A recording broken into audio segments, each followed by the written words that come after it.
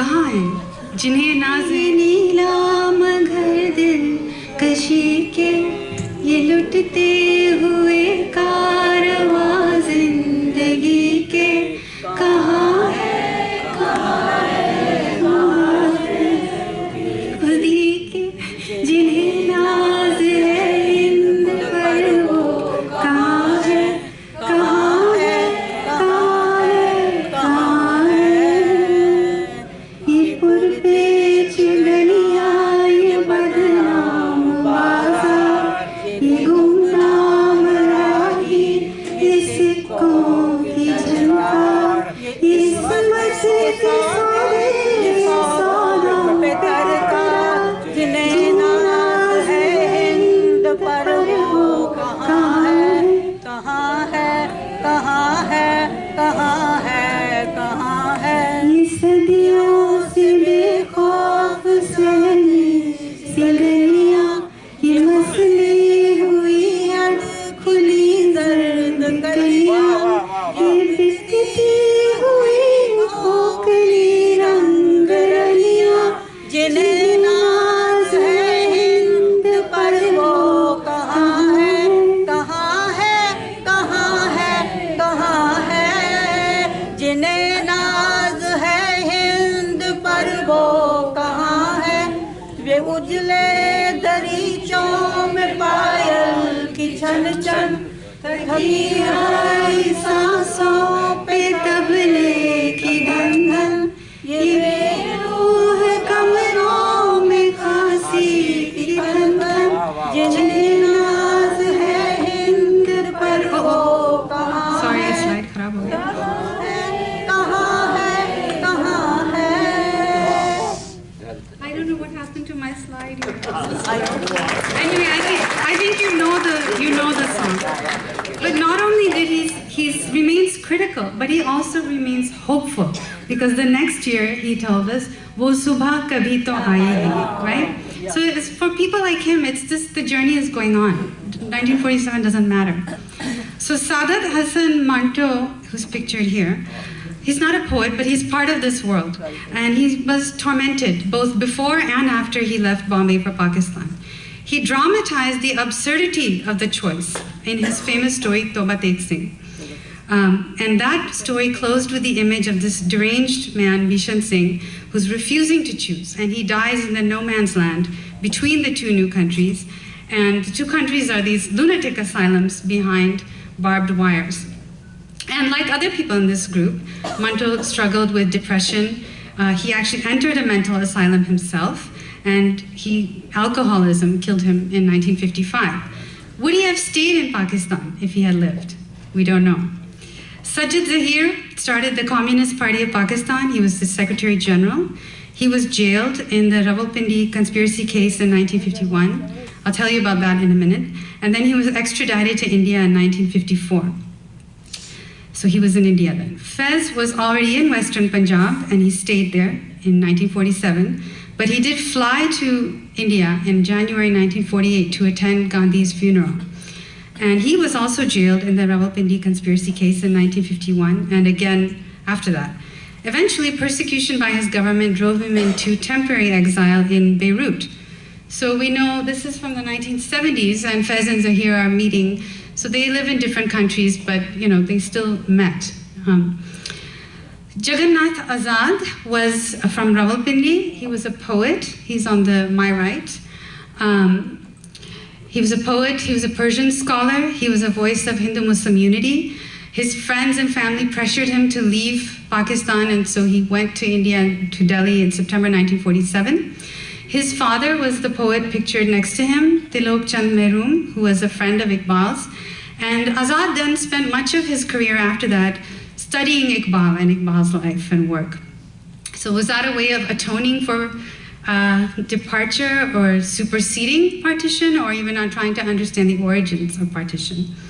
Azad's friend was Josh Malihabadi, who was also Nehru's friend. He was the chief editor of this new central government Urdu periodical. Here they are in, Josh is the one with it's sitting in the back with the muche, right here. This is a mushaira in Kashmir, what does it say, 1949? So he denounced the violence of partition, but he couldn't decide what to do. He went back and forth. Finally, he migrated to Pakistan in 1958, but he continued to pine for India. I'm going to, skip a couple of examples. Jigar Muradabadi stayed in India, and he died in 1960. Why didn't he move? Would he have moved if he had lived longer? Or was his love of country also encapsulated in his famous शेर, ये इश्क नहीं आसान, इतना ही समझ लीजिए, एक आग का दरिया है और डूब के जाना है. Mohani stayed. He was a member of the Constituent Assembly that drafted the Indian Constitution, but he became so skeptical of the process that he never signed it. He died in Lucknow in 1951. Would he have moved to Pakistan if he had lived longer? We don't know. Johar, we know, died in London while attending the first Roundtable Conference in 1930, the one who dreamt of the United States of India, right? Would he have remained in India, or would he have moved to Pakistan in 1947? Or would he have moved later? Or if he had survived, would his dream of a federation have had more of a chance of coming true? We don't know. I'm sorry, I'm skipping a couple. I don't know what happened to my slides, I'm so sorry. So what alternative visions of South Asia did our latecomers and exiles and destroyed souls abandon by the 1960s? Their deferrals and confusions reveal an intriguing window of possibility when the meaning and future of India and Pakistan were unformed. The question is not only when the border on the ground was drawn, but when the border in the mind was created. Breaking bonds takes time.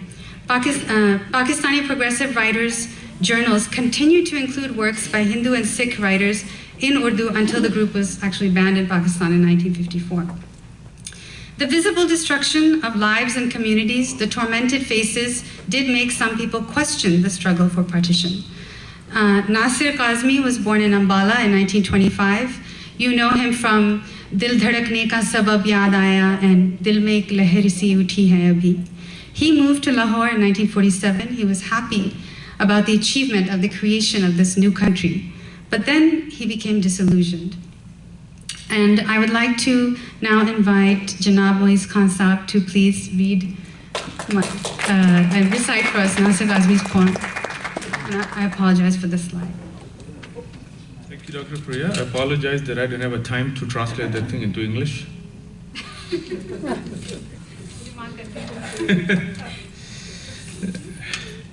Khawateen Azad, thank you for letting me present this. Nasir Kazmi से आप बहुत वाकिफ़ हैं, लेकिन शायद उनकी इस नज़म से आपको अंदाज़ा होगा कि उनको कितना दुख था जो हालात से वो गुज़र रहे थे. तो मुलाहिज़ा कीजिए, आपकी समातों की नज़र है ये कि ए हम सुखन वफ़ा का तकाज़ा है अब यही, ए हम सुखन वफ़ा का तकाज़ा है अब यही, मैं अपने हाथ काट लूँ तो अपने होंठ सी, मैं अपने हाथ काट लूँ तो अपने होंठ सी, किन बेदिलों में फेंक दिया हादसात ने, किन बेदिलों में फेंक दिया हादसात ने, आँखों में जिनके नूर न बातों में रोशनी, आँखों में जिनके नूर न बातों में रोशनी, बोल है मेरे दियार की सोती हुई ज़मीं, बोल है मेरे दियार की सोती हुई ज़मीं, मैं जिनको ढूंढता हूँ कहाँ है वो आदमी, मैं जिनको ढूंढता हूँ कहाँ है वो आदमी, मीठे थे जिनके फल वो समर कट गए, मीठे थे जिनके फल वो समर कट गए, ठंडी थी जिसकी छाँव वो दीवार गिर गई.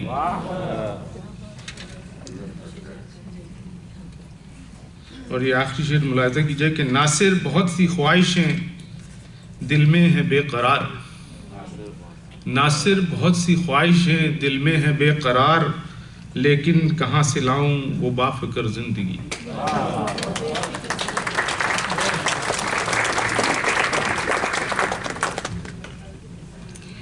And one more by Nasir Kazmi Saab.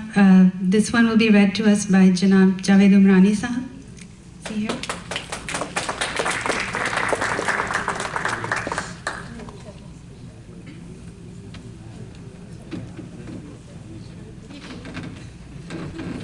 शुक्रिया. आप आपकी इजाज़त से पेश खिदमत है। फूल खुशबू से जुदा है अब के, फूल खुशबू से जुदा है अब के, यारो ये कैसी हवा है अब के। दोस्त बिछड़े हैं कई बार लेकिन, दोस्त बिछड़े हैं कई बार लेकिन, ये नया दाग खुला है अब के।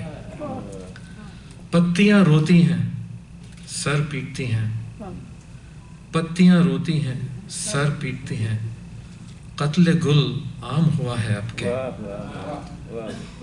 शफकी हो गई दीवार ख्याल, शफकी हो गई दीवार ख्याल, ये किस कदर खून बहा है अब के।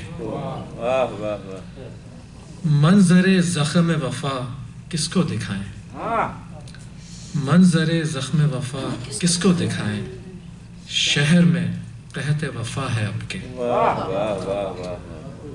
वो तो फिर गैर थे लेकिन यारो, वो तो फिर गैर थे लेकिन यारो, काम अपनों से बड़ा है अब के। क्या सुने शोरे बहारा नासिर, क्या सुने शोरे बहारा नासिर, हमने कुछ और सुना है अब के। फूल खुशबू से जुदा है अब के। Thank you so much. Another example, Munir Niazi, who was born in Kanpur in 1928. He's there in the far right of the picture. He moved to Lahore, but he continued to pine for his hometown. So here's just a couple of examples. A maqta from one of his ghazals here. वापस ना जा वहाँ कि तेरे शहर में मुनीर, जो जिस जगह पे था वो वहाँ पर नहीं रहा. And another, this is from a different ghazal. शहर को बर्बाद करके रख दिया उसने मुनीर, शहर को बर्बाद करके रख दिया उसने मुनीर, शहर पे ये जुल्म मेरे नाम पर उसने किया. So these are nostalgia for lost and ruined cities, lost friends, broken friendships. But other poets were still also imagining the possibility for continued friendship between the new nations, thinking of the border not as a divider, but as a bridge. And I think some of the confused movements, differing, going back and forth, is evidence of that possibility, that the border was a bridge. So those movements represent a sort of willful and wishful belief in the prerogative to remain locally and regionally rather than nationally embedded. And our poets' leftist commitments fed that optimistic notion that borders, even when they become impassable, are only temporary or a superficial obstruction.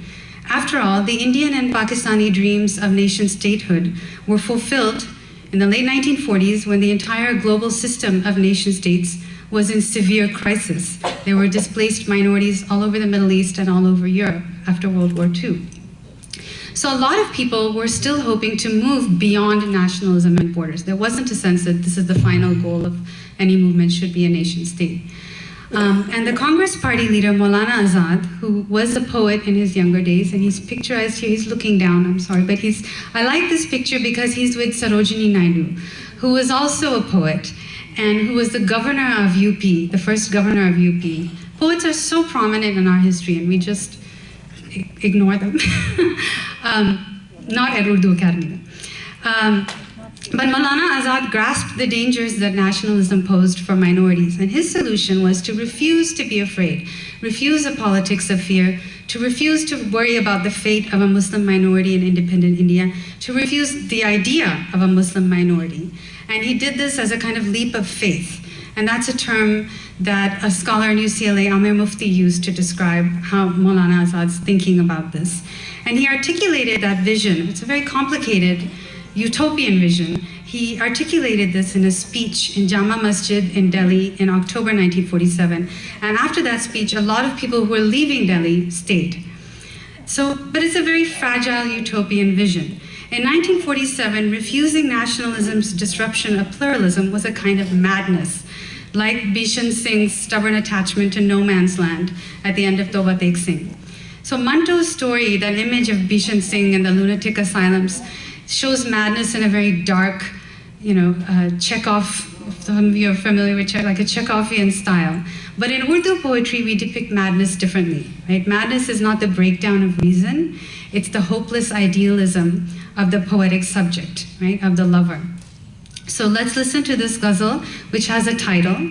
The title is 15th August 1947. It's written by Jagannath Azad, and I would like to invite Janab Hatim Rani Sahab, uncle, to please come and recite this ghazal for us. Thank you. शुक्रिया। जगन्नाथ आज़ाद की बेकरार से आपके खिदमत में पेश है।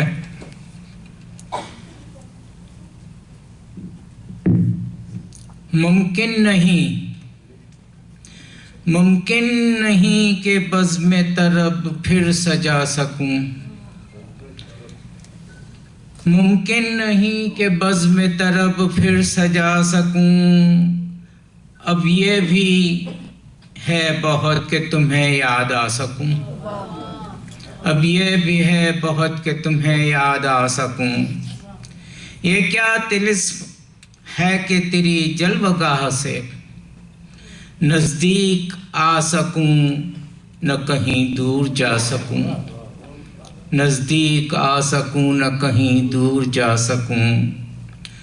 ज़ौक़े निगाह और बहारों के दरमियाँ, ज़ौक़े निगाह और बहारों के दरमियाँ पर्दे गिरे हैं वो कि न जिनको उठा सकूं। तारों की गर्दिशों का उड़ाऊं मजाक में, तारों की गर्दिशों का उड़ाऊं मजाक में, मैं तुमको एक बार जो वापस बुला सकूं। किस तरह कर सकोगे बहारों को मुतमईन, किस तरह कर सकोगे बहारों को मुतमईन, अहले चमन जो मैं भी चमन में ना आ सकूं। उस बज़्म में जहाँ न आदम है न है क़तील, उस बज़्म में जहाँ न आदम है न है क़तील, मेरा कसूर क्या जो तराने न गा सकूं, मेरा कसूर क्या जो तराने न गा सकूं। तेरी हसी फिजा में मेरे ए नए वतन, तेरी हसी फिजा में मेरे ए नए वतन, ऐसा भी है कोई जिसे अपना बना सकूं, ऐसा भी है कोई जिसे अपना बना सकूं। आज़ाद साज़ दिल पे हैं रक़्सां वो ज़मज़मे, आज़ाद साज़ दिल पे हैं रक़्सां वो ज़मज़मे, खुद सुन सकूं मगर न किसी को सुना सकूं, खुद सुन सकूं मगर न किसी को सुना सकूं। बहुत बहुत शुक्रिया।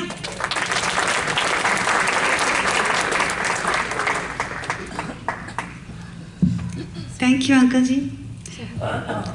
कुछ गड़बड़ हो गई। I'm sorry, there must be some I'm sure it's my fault. I wanted to show you this particular ghazal by Azad. Just look at the misra, the first share there, to focus for a minute. Na पूछो जब बहार आई तो दीवानों पे क्या गुजरी, जरा देखो कि इस मौसम में फरजानों पे क्या गुजरी. We were talking about madness, right? And I was comparing Manto's Bishan Singh, that madness, with the Divana in Urdu poetry, which is a much more idealistic and less dark kind of madness, okay? So I think this share is useful that way. That plural word, Divani, embraces the world of Azad's fellow poets, his friends, his fellow idealists, the losers in the history of partition.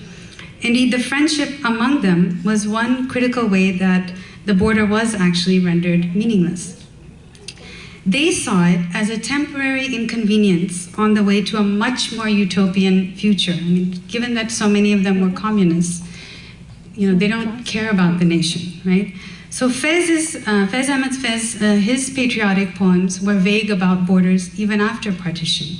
He was vocally critical of his government as the editor of the Pakistan Times, as the vice president of the Trades Union Congress, and the secretary of the Pakistan Peace Committee. He was not an armchair intellectual. And that's how he got caught up in the Rawalpindi conspiracy case in 1951. What happened was he and Sajid Zahir went to Rawalpindi to meet some disaffected army officers who proposed a coup against the government. But at the meeting, they decided not to pursue the plan. They thought it was a bad idea, bad timing. Nevertheless, a case was built and they were jailed after a special tribunal without jury. But at the same time, in India, Fez's friends were being persecuted by their government because a clash was unfolding in the territory of the Nizam of Hyderabad. So you have to remember that, things didn't just end tidily on August 15th, 1947. There was conquest after that of resistant parts of the subcontinent. So the red line that you see here this is the modern Indian map, and the red line here is the former territory of the Nizam of Hyderabad, smack in the middle of the subcontinent. So there was a violent conflict there in 1947-48. The Nizam was refusing to join India, and he at the same time had to put down a massive Communist Party-led peasant rebellion against the local zamindars, the Telangana Rebellion. And he finally lifted the ban against the Communist Party in 1948, and then the Communist Party in Hyderabad also said, we don't want to join the Indian Union. And the progressive writers in India are watching this happening, and they're hopeful. And in fact, one of them was a leader in that peasant rebellion, and that is Makhdum Mohyuddin, who's picturized here. He helped create a village republic that lasted for more than a year, that was called the Paritala Republic. It was independent of India. It was also independent of the Nizam. It was a village republic. It survived for 1 year and 7 days. So it's really unclear in 1948, 49, 50, where history was heading. We look back and think these were doomed plans, but they couldn't see that, and maybe they weren't, It seemed possible that this Telangana rebellion could herald a subcontinental-wide peasant revolt, a communist revolt. In September 1948, the Indian Army did come in. They restored the land to the zamindars. They arrested 10,000 people. They killed 500 people. But then, a few months later, in 1949, there's a big communist revolution right next door in China. So it was still realistic. It wasn't crazy to think that this could happen. So against this backdrop, our leftist poets and activists are hoping that partition was maybe a transient event and a longer struggle to achieve more radical ends. And they are agreeing on this across the border, and that is a kind of solidarity in itself and a mutual affirmation. So when Fez was in jail in 1951 in Pakistan, Makhdum was in jail in India. And in jail, Makhdum was writing poetry. He wrote the nazm called Qaid at that time. And Fez wrote his probably most famous poem, Subah-e Azadi, which was about August 15th, 1947. He's writing it in 1951. And I would like to ask Janab Ahmad Shehwar to please come and recite this poem for us.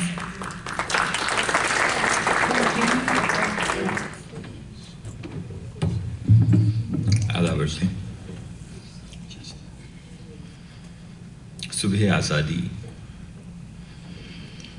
ये दाग दाग उजाला, ये शब गज़ीदा सहर, वो इंतज़ार था जिसका ये वो सहर तो नहीं, ये वो सहर तो नहीं जिसकी आरज़ू लेकर चले थे यार की मिल जाएगी कहीं ना कहीं, फलक के दश्त में तारों की आखिरी मंजिल, कहीं तो होगा शबे सुस्त मौज का साहिल, कहीं तो जाके रुकेगा सफीना-ए गम दिल, जमालहू की पुरस्रार शाहराहों से चले जो यार तो दामन पे कितने हाथ पड़े, तैयार हुस्न की बेसब्र ख्वाबगाहों से पुकारती रही बाहें बदन बुलाते रहे, बहुत अजीज थी लेकिन रुखे सहर की लगन, بہت عزیز تھی لیکن رخ سحر کی لگن، بہت قریب تھا حسینان نور کا دامن.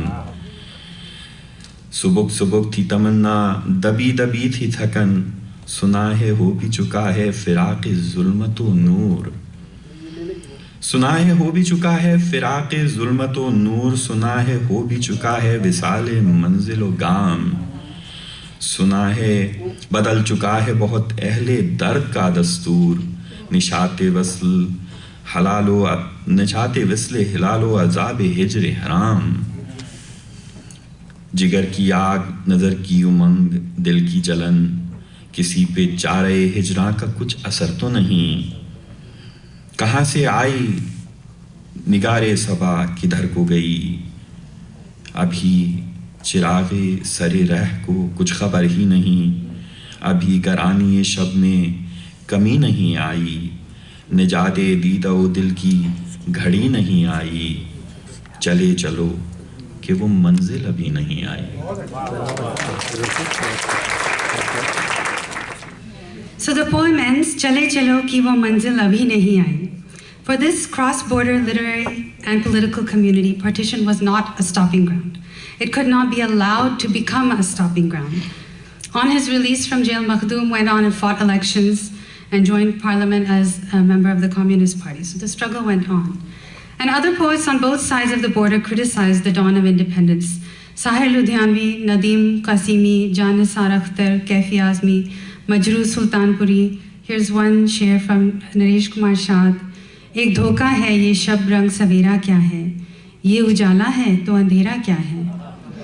جگر مراد آبادی wrote, بھاگ مسافر میرے وطن سے، میرے چمن سے بھاگ، اوپر اوپر پھول کھلے ہیں بھیتر بھیتر آگ. So I'm being told that I'm planning on finishing by 3:15. So we have a few poems left to recite. I'll just again ask the reciters to keep it brief, okay? I would like to ask Janab Tasadduq Atari to please come and recite Qatil Shifai's poem Jashn-e Azadi. Sattar sahab ijazat ji farmaye.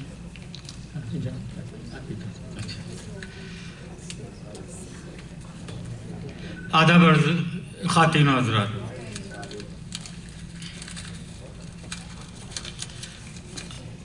السلام علیکم، نمستے، ست سری اکال. جشن آزادی by قتیل شفائی. میں برستا ہے نہ دھرتی کی نظر جھومتی ہے. میں برستا ہے نہ دھرتی کی نظر جھومتی ہے. پھول کھلتے ہیں نہ گلشن پہ نکھار آتا ہے. پھول کھلتے ہیں نہ گلشن پہ نکھار آتا ہے. لیکن اے جشن بہاراں کے نئے منتظموں، لیکن اے جشن بہاراں کے نئے منتظموں، خود فریبی سے کہیں دل کو قرار آتا ہے. خود فریبی سے کہیں دل کو قرار آتا ہے. تم اگر جشن بہاراں بھی کہو گے، تم اگر جشن بہاراں بھی کہو گے اس کو، موت کے گھاٹ یہ دھوکہ بھی اتر جائے گا. موت کے گھاٹ یہ دھوکہ بھی اتر جائے گا. باد سرسر کو اگر تم نے کہا موج نسیم، باد سرسر کو اگر تم نے کہا موج نسیم، اس موسم میں کوئی فرق نہیں آئے گا. اس موسم میں کوئی فرق نہیں آئے گا. یہ گلستان میں سسکتے غنچے، یہ گلستان میں سسکتے غنچے، اپنے اعمال کے پردے میں انہیں ڈھال تو لو.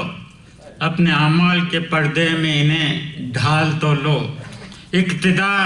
اقتدار آج بھی سرگرم سفر ہے، لیکن اقتدار آج بھی سرگرم سفر ہے، لیکن بے نواؤں کے ارادوں کو ذرا بھانپ تو لو. بے نواؤں کے ارادوں کو ذرا بانپ تو لو.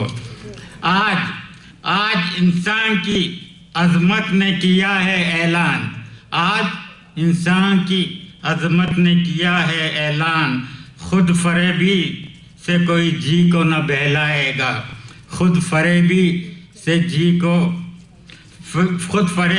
کوئی جی کو نہ بہلائے گا. جب تک آتش گلزار نہیں ہو جاتی. جب تک آتش گلزار نہیں ہو جاتی کسی کونپل کسی غنچے کو نہ چین آئے گا.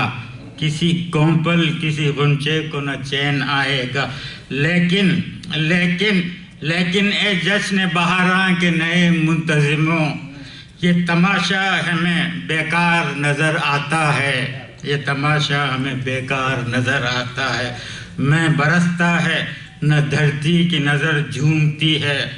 پھول کھلتے ہیں نہ گلشن پہ نکھار آتا ہے. پھول کھلتے ہیں نہ گلشن پہ نکھار آتا ہے. شکریہ.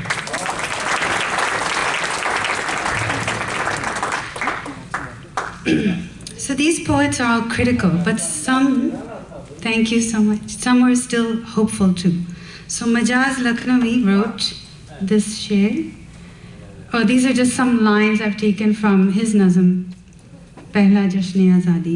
یہ آفتاب کا پرتو ہے آفتاب نہیں, یہ انتہا نہیں آغاز کار مرداں ہے. So just a beginning still.